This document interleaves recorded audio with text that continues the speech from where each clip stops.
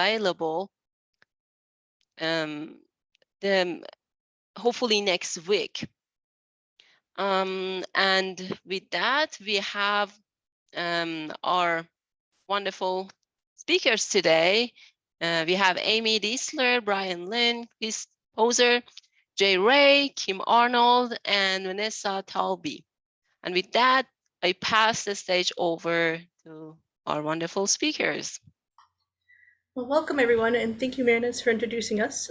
Today we'll be presenting Gap to the Future, conducting a gap analysis to identify team-specific diversity, equity, inclusion, and belonging strategies. Before we begin, I have the honor of taking a moment to pause and read our land acknowledgement. The University of Wisconsin-Madison occupies ancestral Ho-Chunk land, a place their nation has called Dejop since time immemorial. In an 1832 treaty, the Ho-Chunk were forced to succeed this territory. Decades of ethnic cleansing followed when both the federal and state government repeatedly, but unsuccessfully, sought to forcibly remove the Ho-Chunk from Wisconsin. This history of colonization informs our shared future of collaboration and innovation. Today, UW-Madison respects the inherent sovereignty of the Ho-Chunk Nation, along with the 11 other First Nations of Wisconsin. After taking a moment to pause and reflect on that, I'll turn it over to Jay. Thanks, Ness. So we're here today to talk about gap analyses, and we come here not as experts necessarily to teach, but as practitioners to share our experience so that you can also use this tool in whatever way you see fit. As part of our time in the IT leadership program, we were encouraged to use gap analysis to look at diversity, equity, and inclusion and belonging through our personal and professional lenses within our own units, as well as across campus. And so we'll be sharing our own gap analyses as part of today's presentation. We also added pictures to this slide so that if you see us on campus or virtually, you can say hi. We're all interested in expanding our networks on campus, and we want to be able to connect and collaborate along the way. So, thanks. Amy?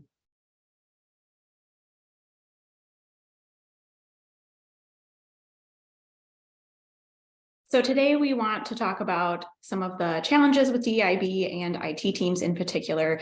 You'll see from this graphic that the biggest hurdle that most people face for inclusive leadership is breaking through institutionalized barriers, and inclusive leadership is one of those big things with DEIB. So today, this gap analysis will hopefully give you that opportunity to identify those institutionalized barriers as well as strategies for overcoming them with respect to DEIB. Keep in mind too that DICE did an informal survey where 24% of tech professionals said they experienced racial discrimination in 2022, which is an increase from the previous year. Additionally, 26% of tech professionals said they experienced gender discrimination in 2022, unfortunately another increase from the previous year.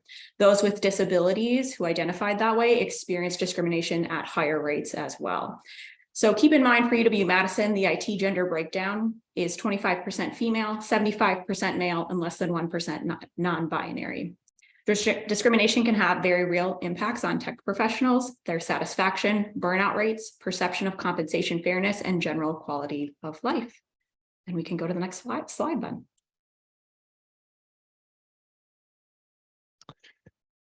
So hi, everybody. I'm Chris, and in addition to being presenter today, I'm a co-lead for the Information Technology and Leadership Program, or ITLP.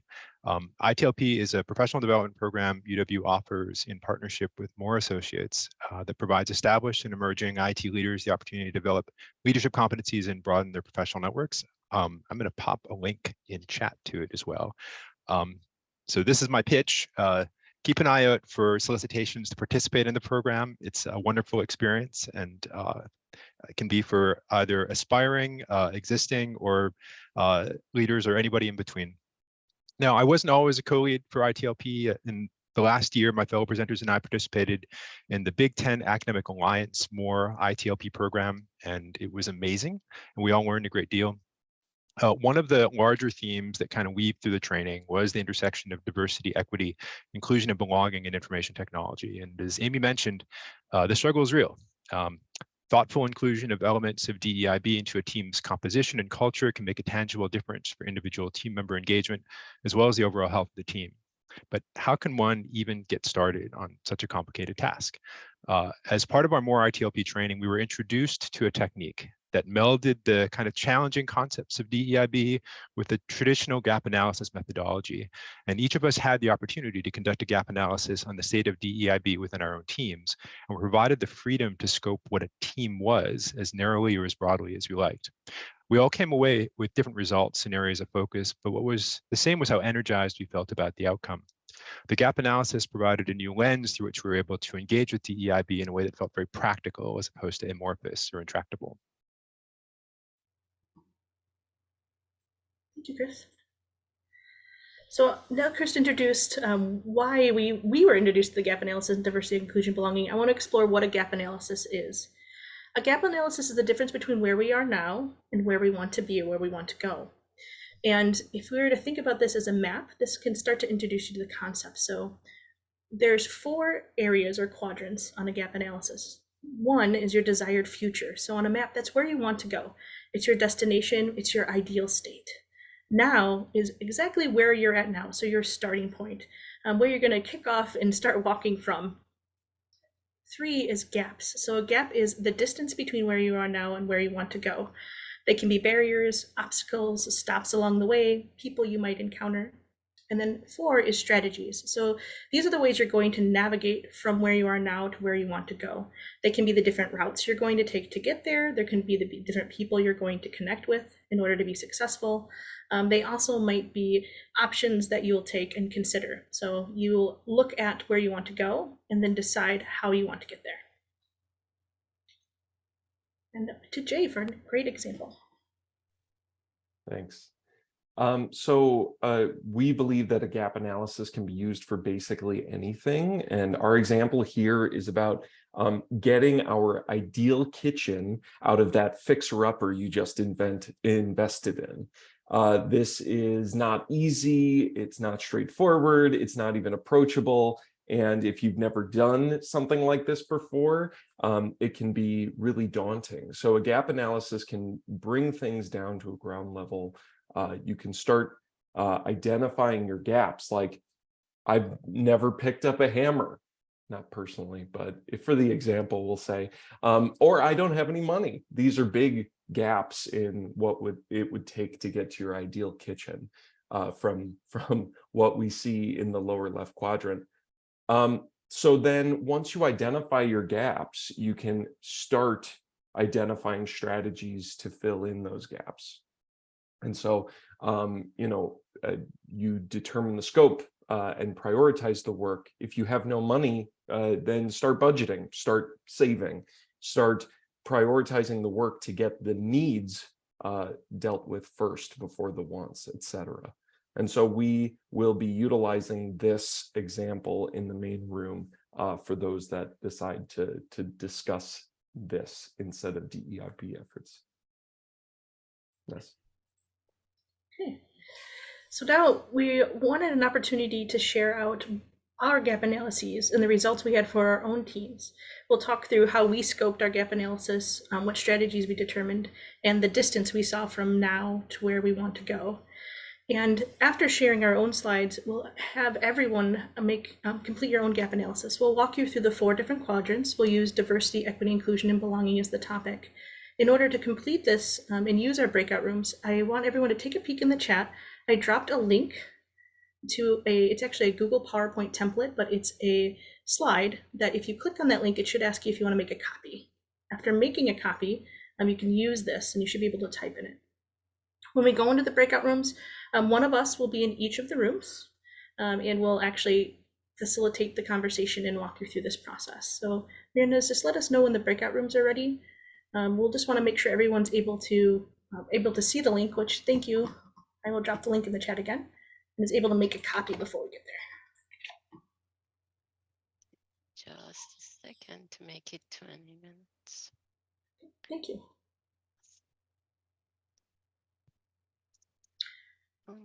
Yeah, they are ready. So should I open them? They're ready. We'll open them up. I think in the breakout rooms, we'll give you a little bit more direction. So everyone, after you get into your breakout rooms, you should see one of us. If you don't, Kim will be in the main room. She'll be able to help you out. Stop recording. I mean, pause the record.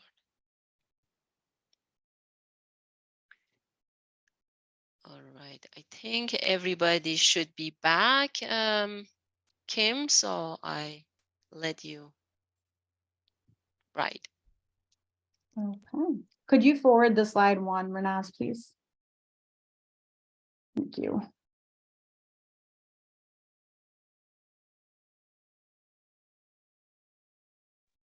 All right, everyone. Thanks so much for joining us for those breakout sessions. First question, are there any additional questions that anyone did not get answered in their breakout room that they would like to have answered now?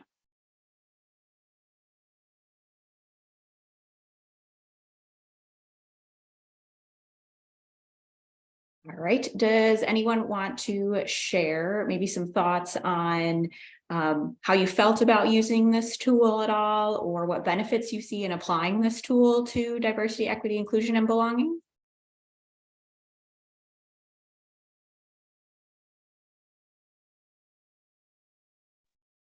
I can break the ice here, Amy. Go for it. So we had a wonderful discussion around how to build out teams that identify and help to fill blind spots within the gap analysis. So I would be really interested to hear from the rest of the team your thoughts on that one. Obviously, we all want to create inclusive environments that have diverse points of view. So what are some ways that you've developed in order to close any blind spots or loopholes that you have in the gaps that you identify along the way?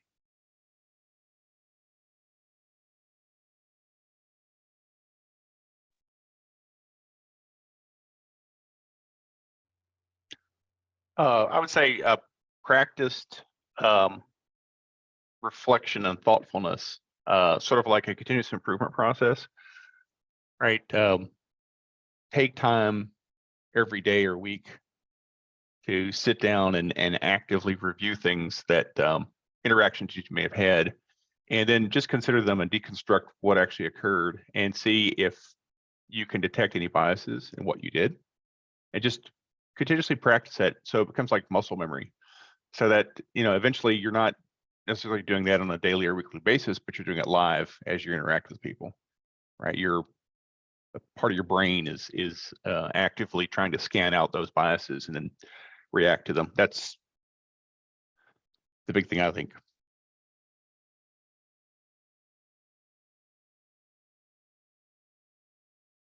Looks like we had, thank you for sharing that, by the way. That I think self-awareness, reflection, practicing those activities is all ways for us to identify gaps and see where we might not be taking action to change them.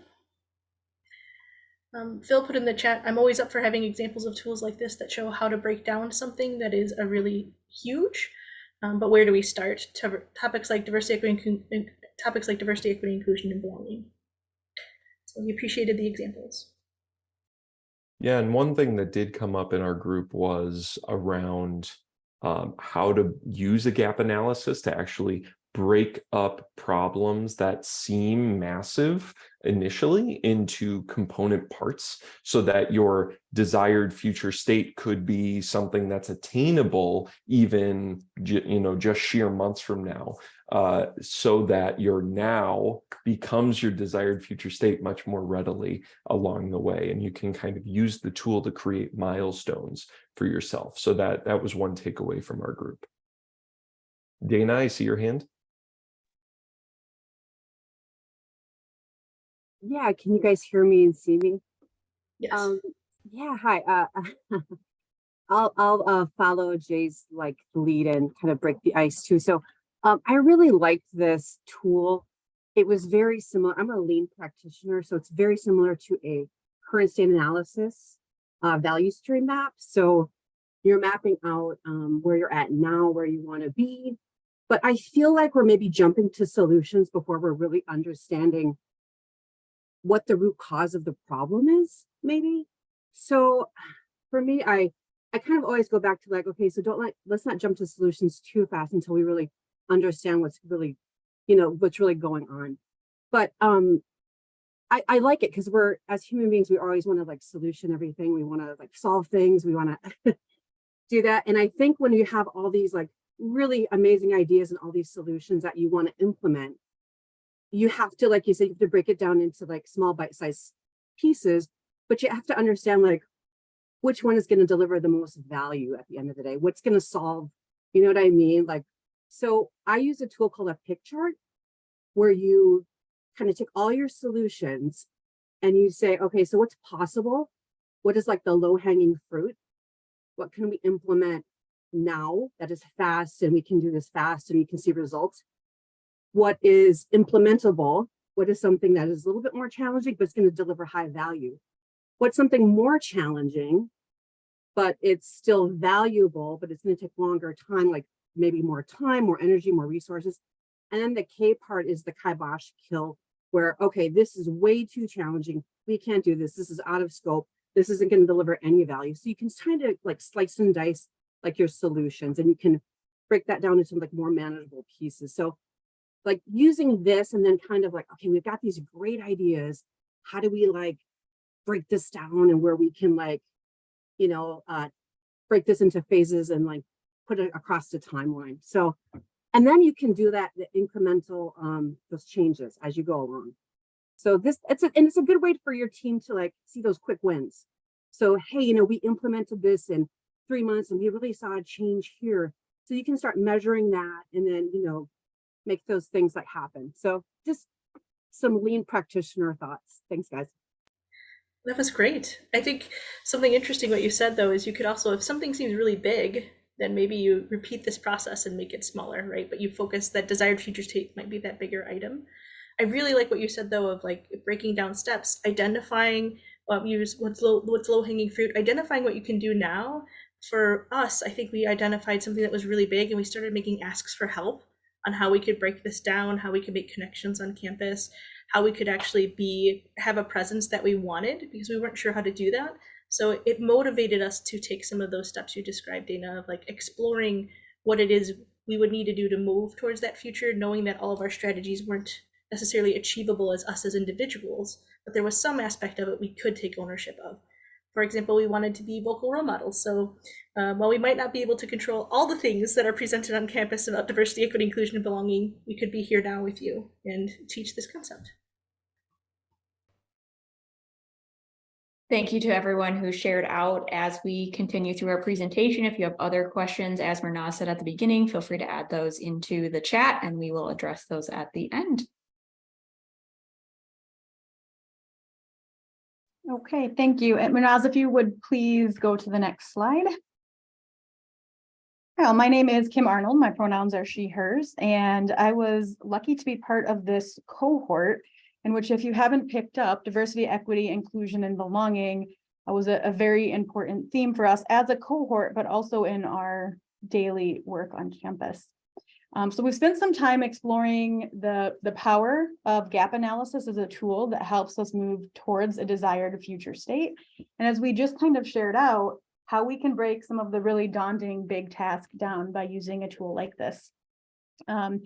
But we did want to make sure as a cohort that we provided a little bit of information about the insights that we saw pop out across all of our gap analysis that we did as part of the ITLP program.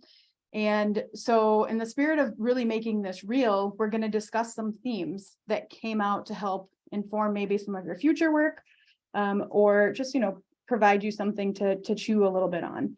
We do not have enough time today, unfortunately, to go into deep detail about any of these. So we did provide a resource for you. You can access it via the QR code on the screen right now, or I am dropping it in the chat as well. So you can access our resource document there. So there's a lot of information in there about the themes and the strategies that came out. And again, this is across multiple gap analyses. And the other thing in there is our gap analyses that we all did and a series of other resources for you. So please feel free to use those. And with that being said, I do want to spend a few minutes just touching on each of these themes that came out and just unpacking them a little bit to maybe get you thinking about things you might be able to take back to your teams or your organizations. So as you see on the slide, we had 5 main themes really come out when we started looking across everything that we did as a UW cohort across all of our gap analyses, but also the entire BTAA cohort, which is around 40 people. There were definitely major themes that came out around DEIB. So I'm going to share some of these out to you. The first one that was really easy to see was a theme around representation and belonging. A lot of work really needed to happen to get us to that desired state of representation and belonging. So looking at that gap and thinking through strategies, this theme really centers around having individuals being able to see themselves, people that look like them, people that think like them, being able to see themselves as a part of the organization, having a very true and authentic sense of being part of that organization by being represented.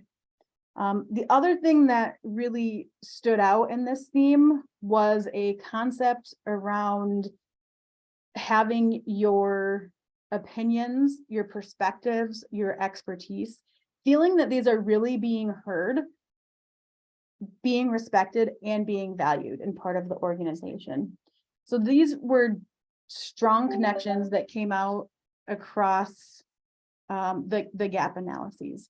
The second theme that rose to the top was around recruitment and retention.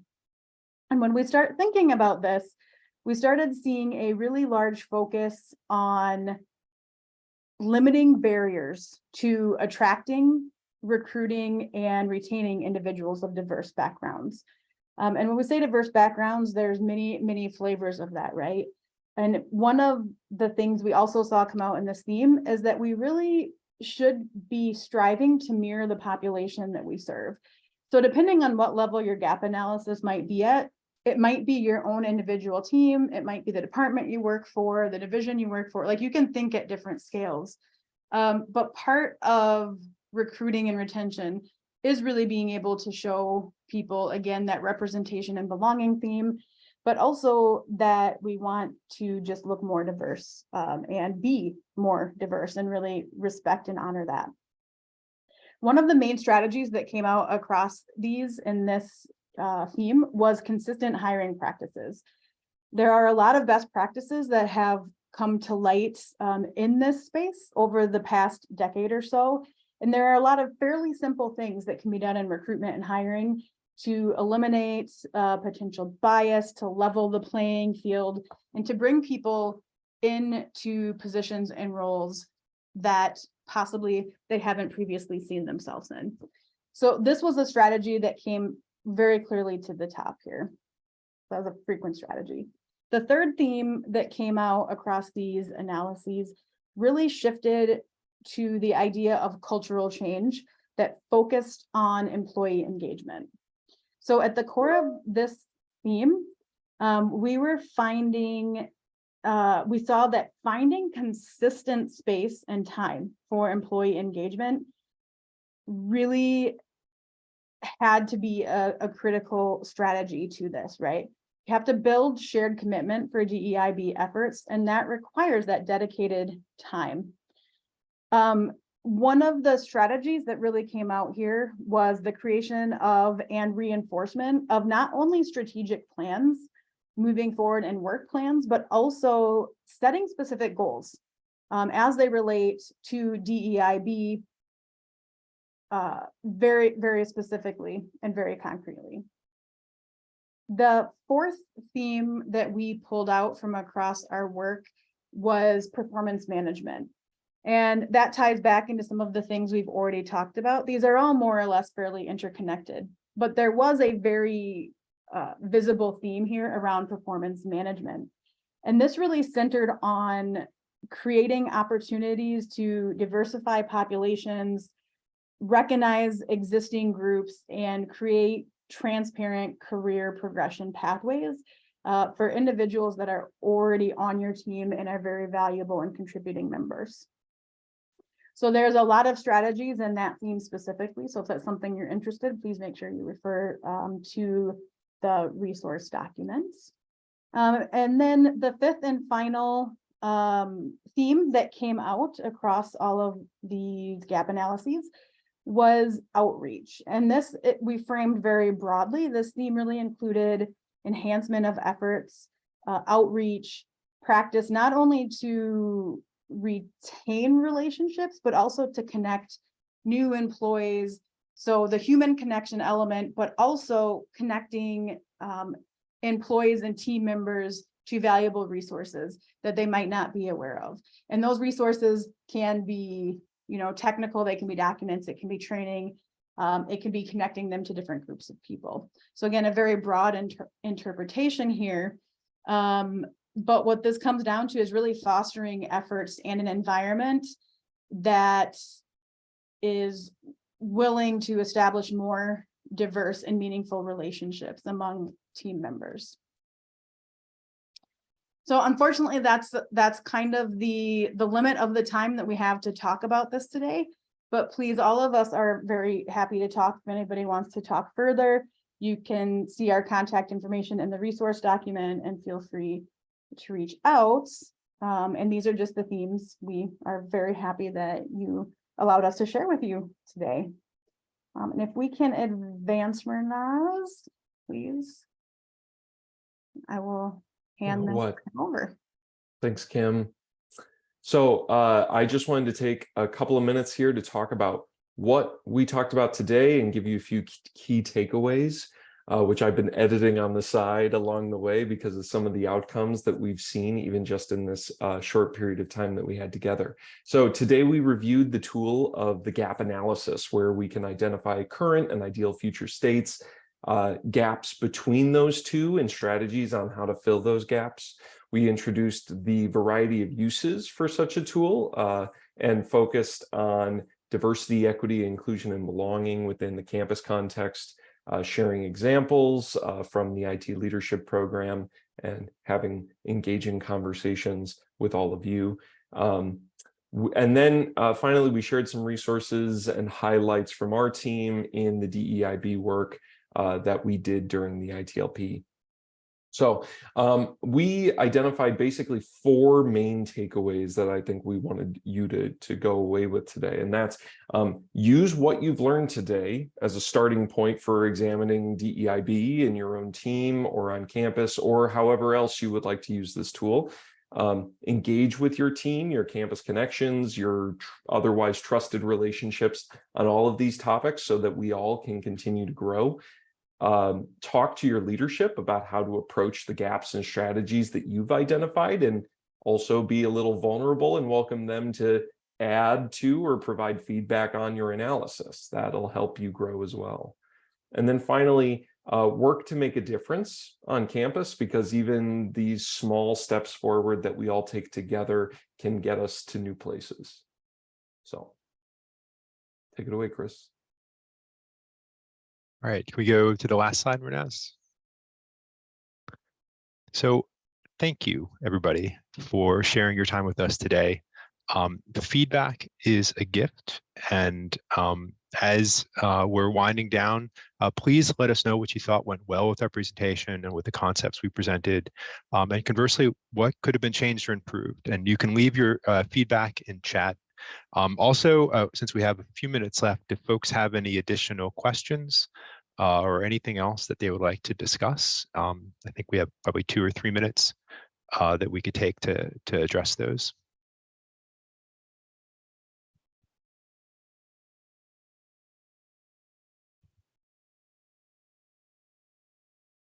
There was a question that I saw in the chat earlier, and this is Mernaz. It was, how do we learn without re-traumatizing someone else? I don't know if you have any comments or any remarks on that. I think that's an interesting place to be in. Go ahead, Chris, did you want to? No, please, yes, go ahead. I think one of the most important things is to meet people where they're at, right? So if someone has had a traumatizing experience. I think if you didn't know and you entered into it and you had one intention and you had an impact on someone, you need to make sure that as a team or individual, you're willing to recognize the impact you had with that conversation. So taking some ownership of that.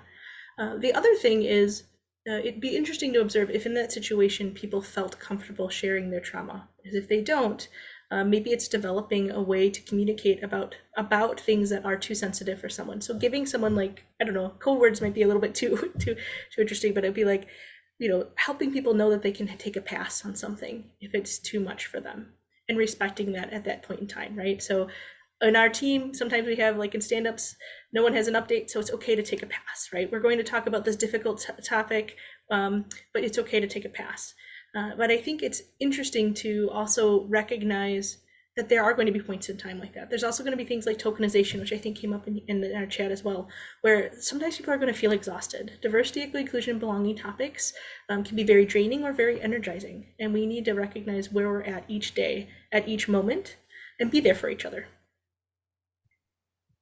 100%, Ness, and kind of to build off of that too, I think it is very exciting to learn about these new concepts and to get involved.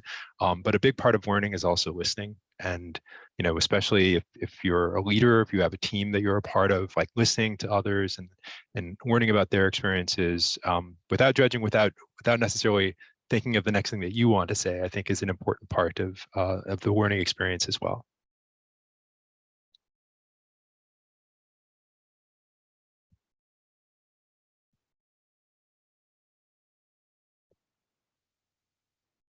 Right. If there is no other questions, I would like to thank all our speakers. If you have anything else to share, please leave it in chat now.